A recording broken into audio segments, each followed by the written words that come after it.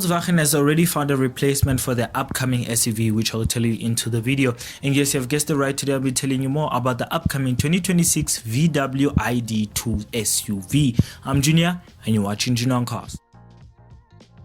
The 2026 VW ID.2 SUV will be the replacement of the current T-Cross. Yes, the most selling compact SUV in the Volkswagen group.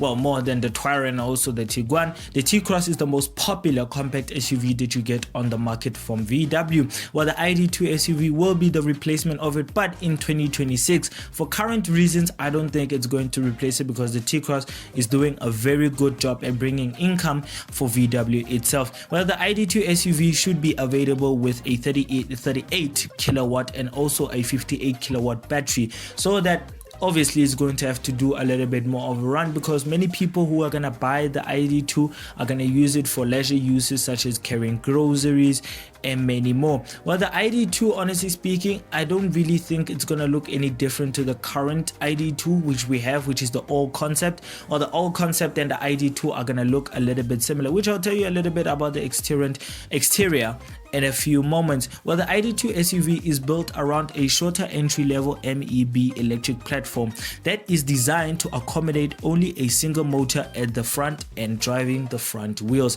So yes, it's still going to use the same recipe that they're using for the T-Cross, but the T-Cross is an internal combustion, but the T-Cross is also front wheel drive. So the ID.2 is also going to push the power, or let me say the electric power, to the front. It's not going to really be different to any of the T-Cross, only the price range is going to be different. Well, speaking of price range, well, the VW ID.2 hatch starts at around £20,000. So it is most likely that the ID.2 SUV might start at around £27,000. So it's not really going to be that expensive. It's still going to be affordable because, I mean, many people, I don't think they're going to choose their T-Cross over the ID.2, but only electric milk floats will do. Electric milk float fans will actually do that, but many people, I don't really think they would do that. But the ID.2 SUV headlights and grille look very similar to the ID.2 All concept. So the ID.2 SUV and also the ID.2 All concept, they do look very much similar in front, I'm not gonna lie to you.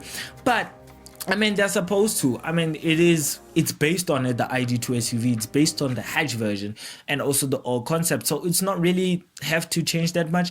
But we can also see that the segmented C-pillar, which is found on the ID bus. Yes, I don't know why do VW use ID now. I mean, what kind of person are they looking at? Do they even know what an ID is?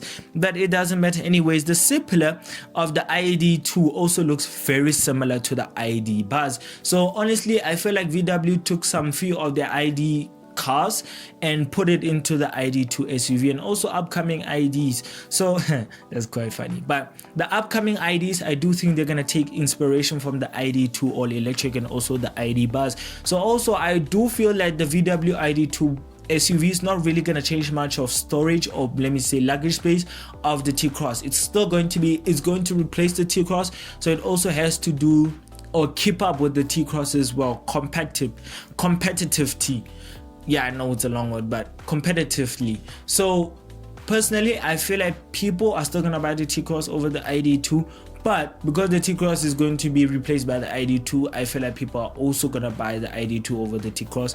But it doesn't matter anyways, because the ID.2, if it wants to keep up with the T-Cross's long-running production line, it has to, well, take what it has, because many people buy the T-Cross not because only it has enough space to put in luggage and also has a 1-liter engine and can accommodate 5 people. It's because it is also light on fuel and also can do all of the stuff that you want to do. So the ID.2 also has to do the same, but tweak it a little bit because it's electric.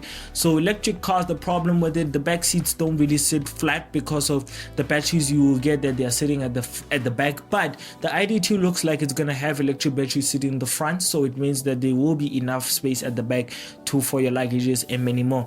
But overall, honestly speaking, let me just say my verdict. Well, the ID.2, personally, I don't hate it, but I'll still buy the T-Cross. In fact, I'll have the T-Cross R version of it, and also the normal T-Cross for daily use, and it's also very light on fuel, so it's not really a bad compact SUV. It's better than the Opel Mokka, which is not bad also, the Opel Mokka, but I would still prefer the T-Cross over the Opel Mokka. Well, what do I rate the ID.2? Well, the ID.2 SUV, I'm not gonna lie, I feel like electric cars don't actually look bad. They look better than internal combustion cars. I don't know why do these companies do that. I feel like they're just, well, pursuing us with the designs of cars now, but honestly the designs of electric cars, well, honestly speaking, the VW ID.2 SUV, I don't have a problem with its exterior, so I would also, the interior, I feel like VW can do a little bit more of a work on it, but it's not really that terrible, it's livable.